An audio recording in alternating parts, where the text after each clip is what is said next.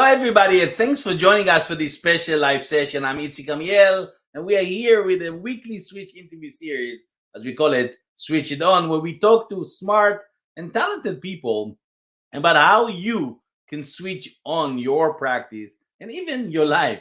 And you can see it again in this episode. So you're invited. We are live right now, and I would love you to join us. And I would love you also to tell us who you are, where you're dialing from, because not for me, I want everybody to know, including my guests, to know that we are not here alone, okay? So just dial in, come in, join us, and I can see that you're dialing, so thank you for coming in.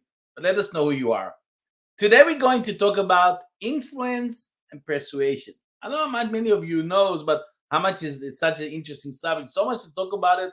And I think the challenge today will be how to make it really in a short time and make it more impactful for you. But in other words, how to make things happen when you have no power. And that's actually where the subtitle that I got from our guest today.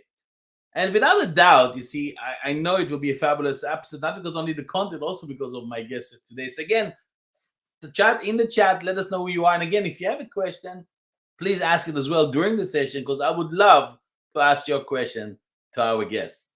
But you ask, okay, who's your guest today, Itzik? So I have the honor to have this live session today with a leadership development expert, a speaker, an Amazon best-selling author. Today, my special guest, a friend, is Greg Zlevor, and I hope I pronounced the family name. We're going to hear soon. But before I invite Greg to join us, let me give you some highlights about him. As you know, I love to do behind people back, because we as speaker heard to hear it in front of us. So I would love to do it behind him before I invite Greg to join me. Because Greg first is the president of Westwood International.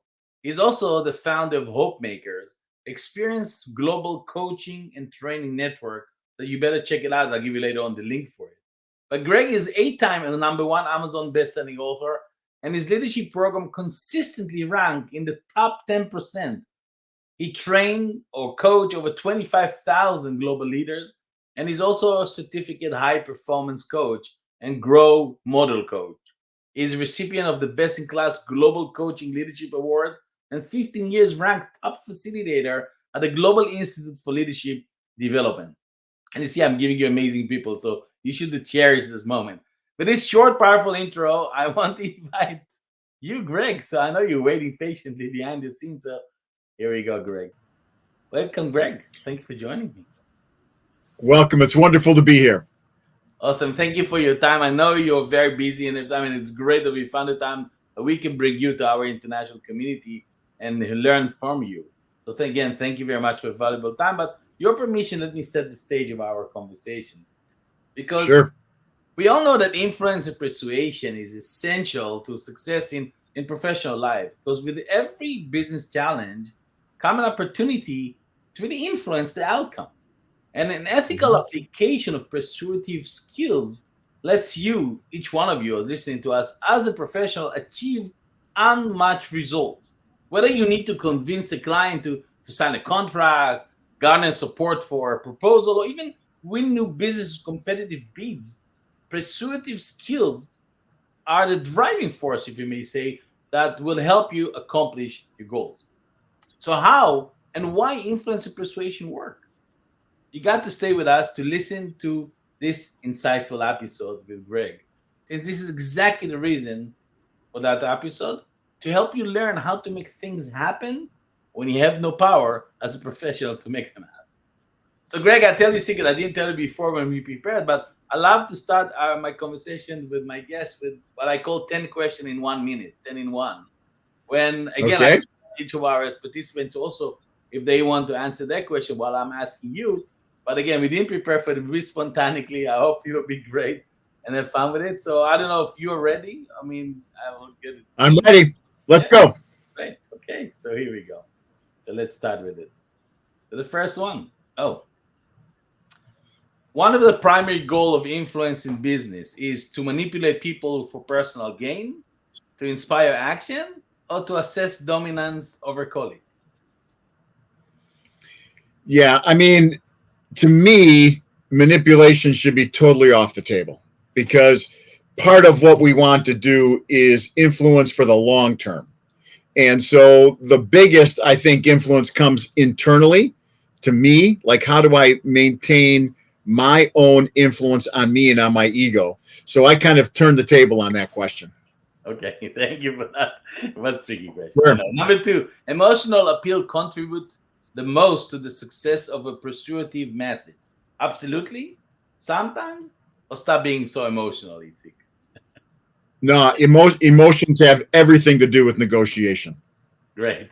Number three, the most crucial factor in building credibility for persuasion in business is aggressive communication style, consistent actions and words, or offering bribes to potential clients, or being vague about intentions.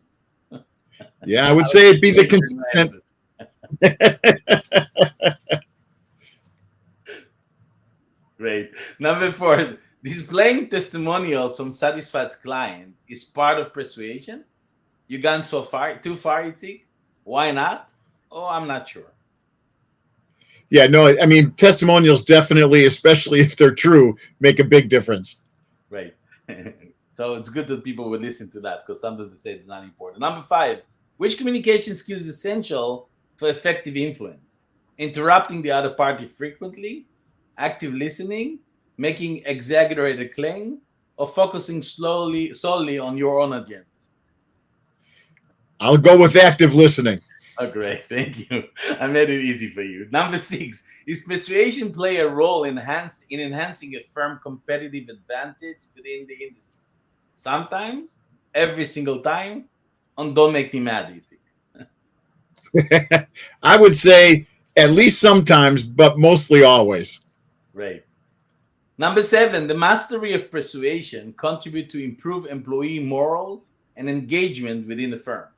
Yes, yes, yes.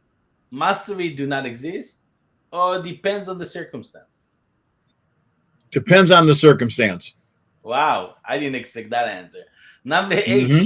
how does the effective use of persuasion facilitate the process of innovation and creativity within the firm? First, by discouraging open communication, or maybe by encouraging risk taking in pursuit of new ideas, or by prioritizing conformity among employees. Yeah, it's all about pursuing innovation and being able to be different. So I'll go with that one. Okay, great. Number nine, can ethical consideration be integrated into the use of influence of persuasion in business practice? What for? Depends, or every single time? I think every single time it always needs to be there. Especially when you talk to lawyers, right? Number 10, the best result for firms that effectively harness the power of persuasion in their business strategies is to grow revenue, getting more productive, or increase client satisfaction and loyalty. Number three, alignment around satisfaction and loyalty. Oh, wow. Okay, great. We did it. That's all. That's my 10. It was Beautiful. good. Easy, easy for you, right? But I think now we can dive in more to the substance that people can hear. I want to get different opinion of yours of different subject because we cannot cover Hmm. everything. But now with this insight, it gives us to the next part with persuasion and influence. But persuasion and influence are leadership skills. But persuasion is Hmm. not the same thing as influence. Probably some people do not know. Convincing someone to do what you want them to do is persuasion. On the other hand, influence is part of your identity, I would say. Influence is your Hmm. presence. Influence is part of who you are. So, based on that distinction, Greg, my question to you is what is the importance of being able to influence and be able to persuade? Yeah, so this is my approach and what I find works the best.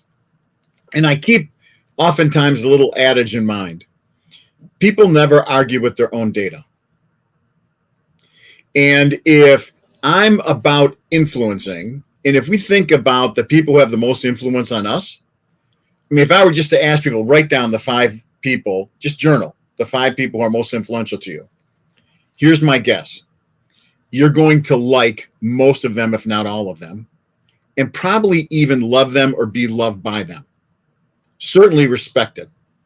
Wow. Now, that's influence.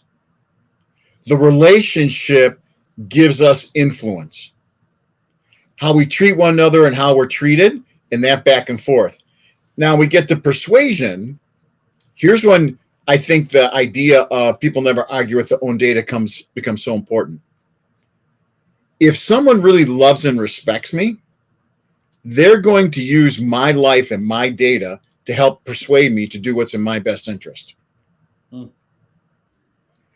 And if I'm delivering a service or a product, and I really have, and you asked me the question in your 10, do ethics always play a role? Absolutely. And the more we can be about being ethical and doing what's in the best interest of the person or entity across from us, all the better.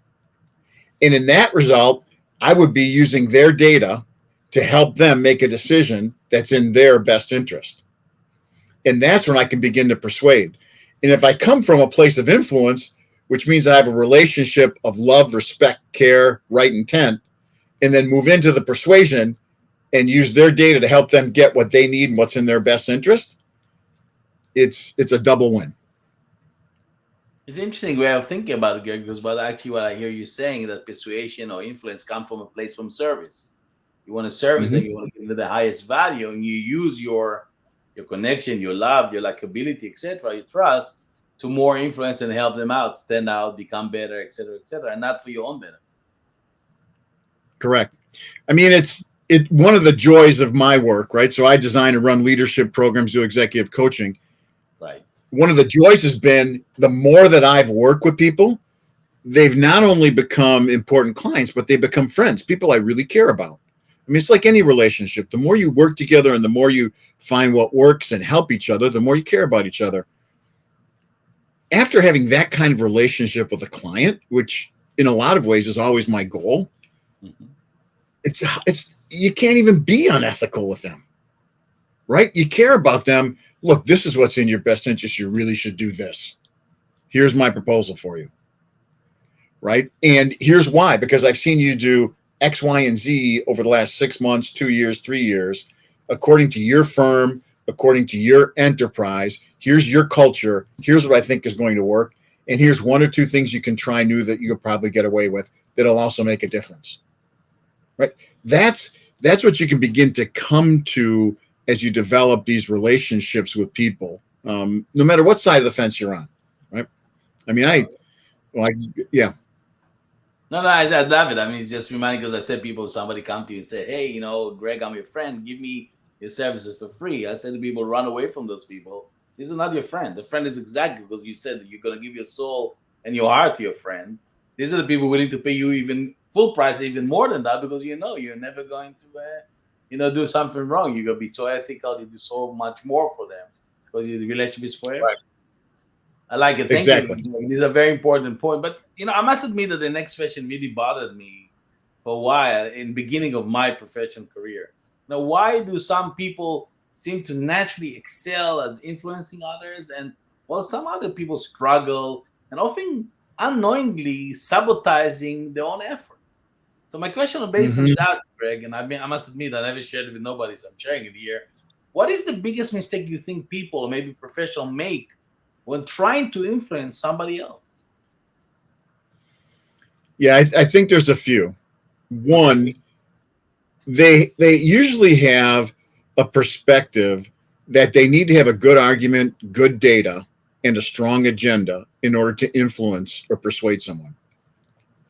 And they forget that it's first relationship. Second, when it comes to the persuading, if they're in that perspective or mindset that it's all about the argument and the key points, they're missing the emotional piece. And mostly people buy from people they like first, trust second, and then third, if it's in their particular best interest. What are you offering me? What's the return for me? What's it going to cost me? These are the questions that go through people's minds. And when someone's trying to make a strong argument or a point, they're actually pushing the wrong emotional buttons. People actually, research says, if people know they can say no, they're more likely to say yes. If you're pushing someone so they don't say no, they feel that emotionally and are less likely to say yes or to form a partnership or a relationship with you.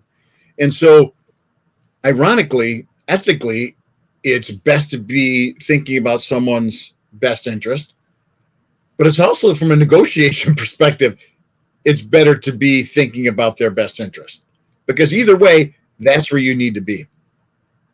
Very unique one. Actually, you make me think about this thing from totally different point of view. I'm sure also to many of our Mm. listeners, because it's indeed the psychology of the way we think. I mean, also before when you ask, think about the people you like, and indeed the people who persuade or influence are people you like or love you. As you said, you're right.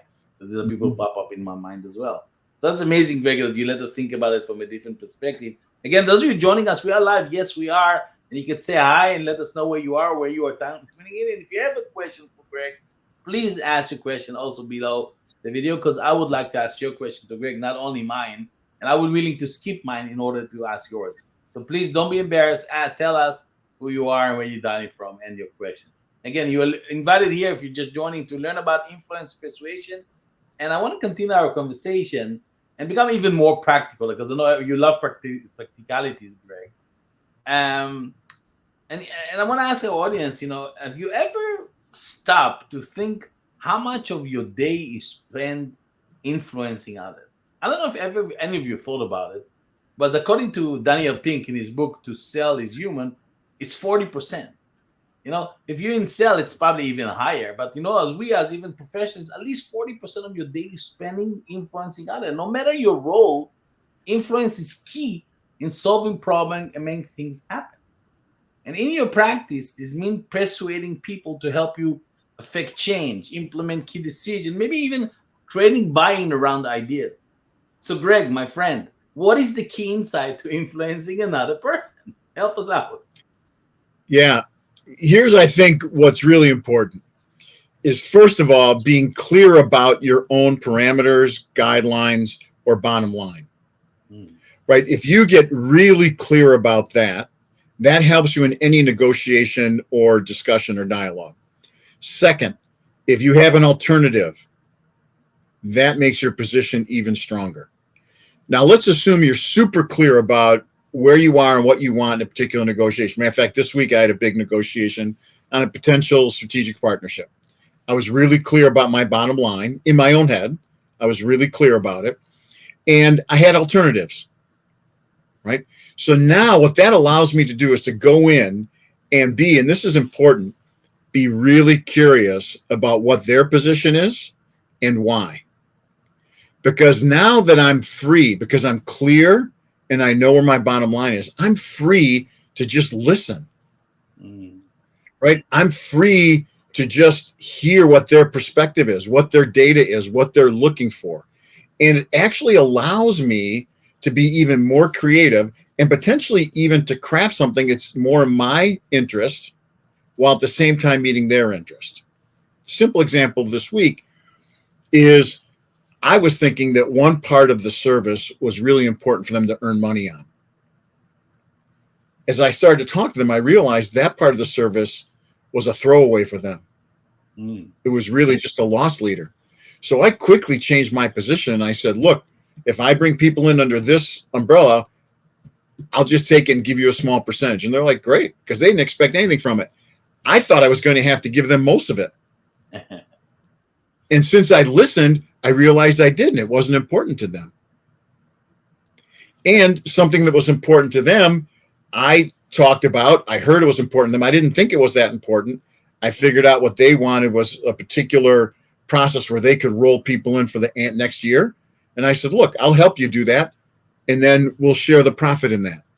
And they're like, oh, yeah, that makes a lot of sense. I'm like, great. And it's more than what your reseller agreement is, because I spent 12 months now developing them and teaching them about the platform and the service.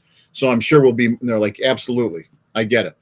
So I was able to win in two places based on the fact that I took my time just to listen and ask questions and find out what was important to them.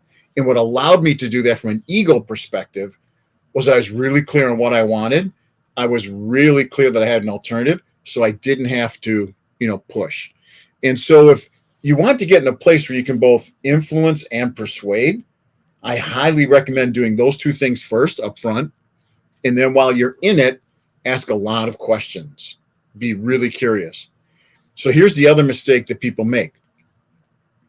People think, the ego thinks, that while I'm asking questions, I'm giving up my position. I'm giving up my power.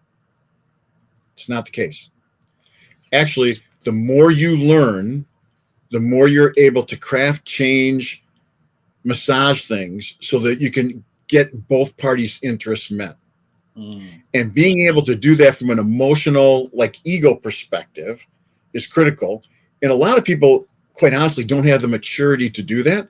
But the more you practice, the better you can get at it. And the healthier the relationship will be, and the more people can win. Wow. The two thing and the example you gave is absolutely, I mean, I'm sure a lot of people loving it because it's exactly the heart of a lot of professional services. And especially when you talk about, preparation, listening, or allowing you to listen because you did all the homework and you knew what's going on, you have alternatives. I mean, I'm calling it as, attention is even more than just listening because you had already solution Mhm. and value creation, not just listening. And people listening don't know what to say, but you already knew in which direction could happen, different scenarios, and you had the answer. So that's why you were so fully prepared. But I love it that Mhm. you connected it to persuasion influence. And indirectly, I think people giving you, as you said, the tools or the means to be persuaded, to be influenced by, because they're giving you Mhm. the information that you need. Let's say they close the circle and make the pitch in that case or whatever it is. So that was very insightful, Greg. Thank you for that. Mhm. Again, I'm encouraging our audience to ask your question because I will continue because you invited here to learn about influence and persuasion. I'm sure you're learning a lot, and I hope you have a pen and paper to write it down. And even then, I'll suggest listen also to the replay because you can learn so much more from Greg. If you listen carefully to my discussion with Greg, I'm sure you understand that influence is happening all the time at work. Whenever you make a connection, nurture a relationship, build your credibility. And the key is to get others to do what you ask because they actually want to, not just because you said so. That's what Greg said to us very carefully. So, so to share with our viewers, Greg, techniques or strategy they can implement in their practice. My next question again to you, Greg, is what would be your maybe fast techniques or method that really consistently work in achieving the persuasion or influence that people want to get? Yeah. So there's Sorry a for the few. question. Yeah. Yeah. No, there's a few. So one would be making sure that when you're negotiating or working with someone, that it's in their best interest to reach an agreement. If it's not in their best interest to reach an agreement, you're going to have difficulty. I'll give a simple example. I was brought in to help facilitate and negotiate a strike situation between a large school district and the teachers union. And when I first got in there, I realized the head of the teachers union had really no interest in reaching a negotiation because, in part, he and his team wanted to show strength. And so, him reaching a negotiation in the beginning, he didn't want to. And so, I had to let it play out for a while before he got to a point where it was in his best interest to reach a negotiation. Second, I had to show him and the administration their pain over time. This is one thing that people often miss. They they just look at the pain in the moment. So the union leader, the pain in the moment would have been looking weak to the union. But when I showed him the pain he's going to experience over time, if this goes 4 weeks, 6 weeks, 8 weeks, and I can bring that pain over time into the moment, he all of a sudden starts to feel it for his members and realize it's in his best interest and the members' best interest to negotiate quickly. And that's also true on the administrative side, right? So part of what we need to do in these situations is look at the pain over time and try to bring it to bear on the moment. So that's one thing that's really important. Second, if things aren't going well, oftentimes I'll ask, look, is there an experiment that we can try just to see if this might work? Most people will try an experiment. So how can you, if you see the negotiation isn't going to work, how can you then craft an experiment so that people can have a chance to see how it would work without much risk? Third, another thing I'll do if there's not going to be anything happening at all and I can see it's not going anywhere, I might ask, under what conditions would you reconsider? And then oftentimes when I ask that question, people will tell me exactly what they need or exactly what their concern is. And then I know, okay, I'm going to meet that concern, or I'm going to meet that need, or it's not going to happen. And so those are a few things that I will do if I'm in the midst of a negotiation, especially if it's not going well, to ask and find out. Mm-hmm. But you mentioned before that you have to bring the pain over time to the moment. But most Mm-hmm. people, how do you do that? Because most people, realize pain only when the time passes. So you can reflect them to the Yeah. future. How will you do that? I mean, maybe something more practical. Yeah. So what I did was I just asked we'll go back to the example, right? The head of the teachers union. Yeah. I asked him, I said, what will your members be experiencing 3 weeks from now if there's no negotiation? All right, great. What will they be experiencing 6 weeks from now? Mm. 4 months from now? 6 months from now? Okay. What will the children be experiencing? What will the people you care about be experiencing? What will be happening to them? And as soon as now notice, I'm asking them for that answer. So it's going to come from their own perception. So I'm using their data. Mm. So then when they list all of that out, I can say, okay, so based on what you think might happen, here's what's going to happen to you and to your members. Here's what's going to happen to the kids. Now, what do you want to do? Right? I don't have to say, here's what's going to happen to the kids. Here's what's going to happen to your members. They'll see You it. already knew that in advance, of course. But if they can see it from their own perspective, from their own judgment, it makes all the difference. And that's where, yeah, and that's where staying calm, asking questions, and being really curious about how a person perceives and what they really want makes all the difference. Because then you can serve them without trying to push on them or force them to do something that really isn't in their best interest or they don't want to do, even if it is in their best interest. Love it, because I think it's very practical to the point, exactly because, again, a lot of people look at the influence persuasion, look somebody pushing their own thinking, ideas, whatever on them when you don't need.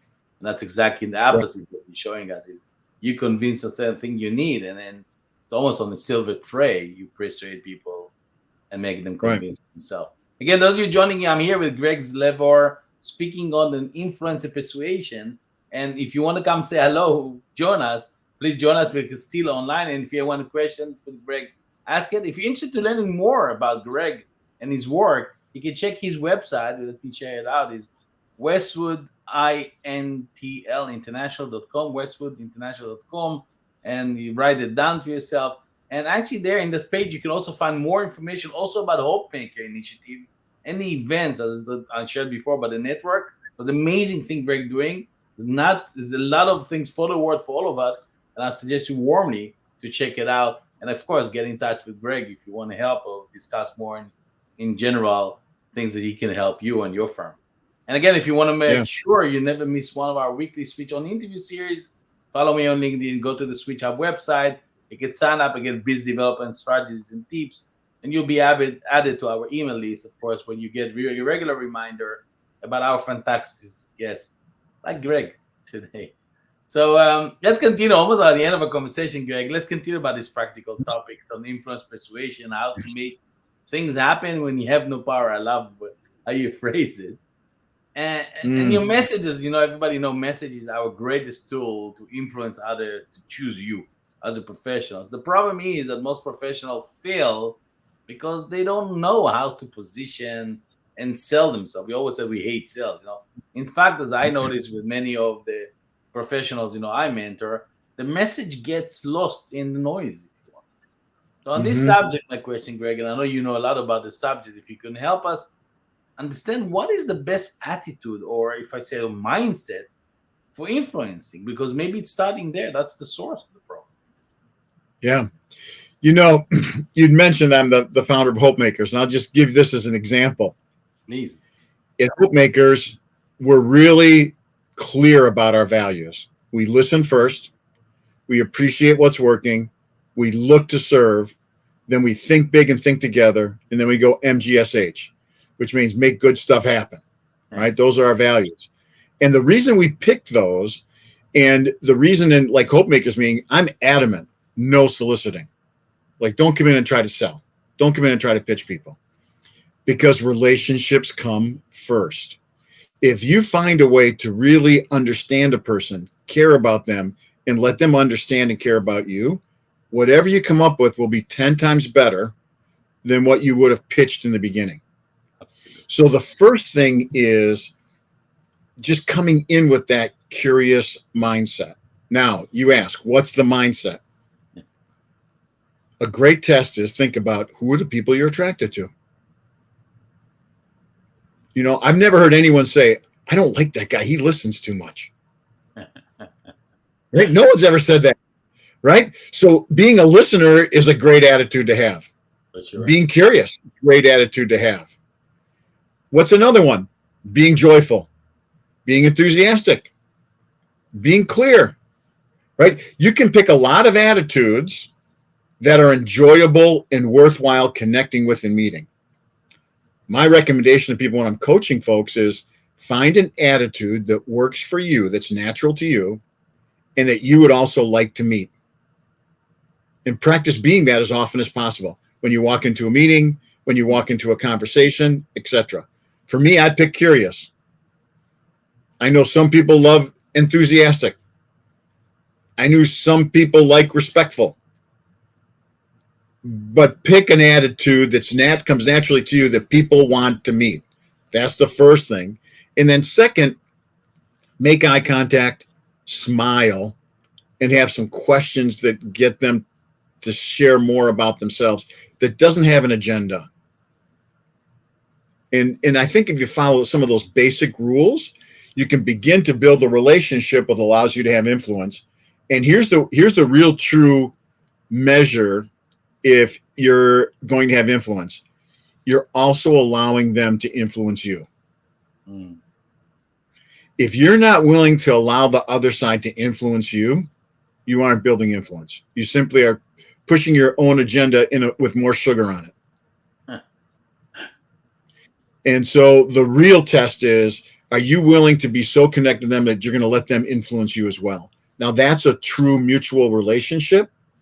And the goal, I would say, of all negotiations. How do we get to a point where we care about each other, where we can influence each other to do what's best for both of us or best for the environment or our people?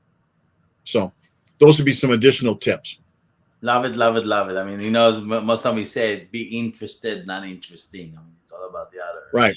Then it can be easier to love it. Almost at the end of the conversation again, Greg, but maybe the last question I want to ask you, if you were to advise one of our viewers how to improve their ability to influence and persuade, if you could do it in short, again, I know you have a lot to share, is what are the 4 essential conditions that I know you wrote about a lot of time is to improving your ability to influence and persuade? Yeah. So the next piece to go further now, right? We've talked about trust. Right. Because influence and relationship, if you build that, people have trust. But the other thing that a lot of people look for is competence. So building competence in a particular area is critical. And then also being consistent in what you say, the words you use, the tone you have, and your actions. And the more consistent you can be, the more trustworthy you can be. And if you build your competence along with that, you can be extremely influential. Those are the things I would recommend and push people to focus on. The other thing is, when you start your day, if you can start your day from a place of gratitude or meditation or exercise or prayer or whatever's important to you, so that you're in control of your ego when you kick your day off, that will bode well for you when you go into negotiations, conversations, and these kind of opportunities, because then you can come from a place of service rather than a place of reaction. So I would also recommend, and we work with clients a lot on this, building solid morning rituals. Thank you for that, Greg. You're welcome. When you're talking, I'm thinking about my day, what will I do, what will I change? I hope many of our listeners as well. Again, that's your time to ask questions if you have for Greg now, because we're almost at the end of our conversation. But here's the truth. Changing heart is an important part of changing minds. Research Mm-hmm. shows that appealing to human emotion can really help you make your case and build your authority as a leader in the professional industry as well.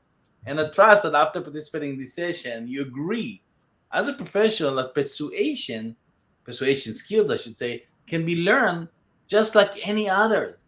And they are a key part of you be able to influence others to achieve your goals, you achieve your objective, etc., etc.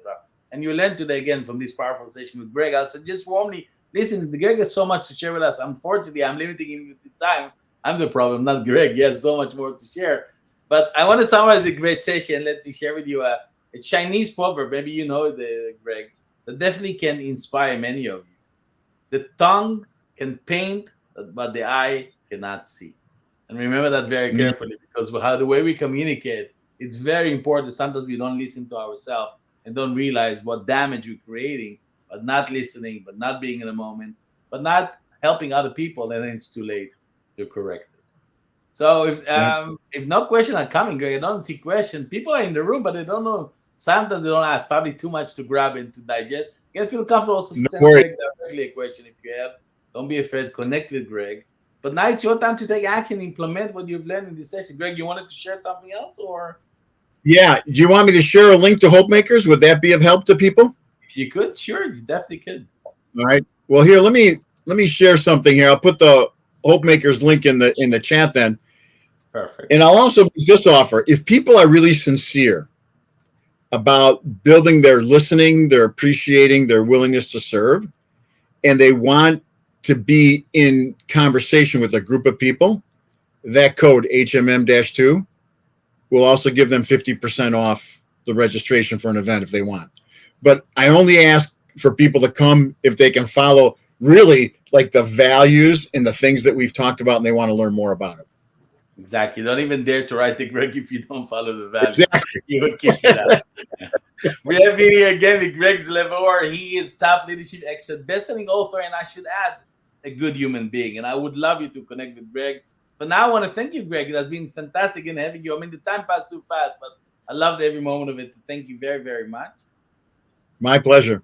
My pleasure. And Greg Great to and be myself with you, and thank you for curating this tribe. Thank you very much. And Greg and myself want to thank each one of you. Join us or listen. Even if you watch the replay, we thank you for that. Remember, next episode is next Tuesday, 6 p.m. Central European Time, 12 p.m. Eastern Time, 9 a.m. Pacific Time. But now it's your time to switch on and learn how to make things happen when you have no power. Thank you, everybody. Thank you, Greg. Bye for now. Thank you.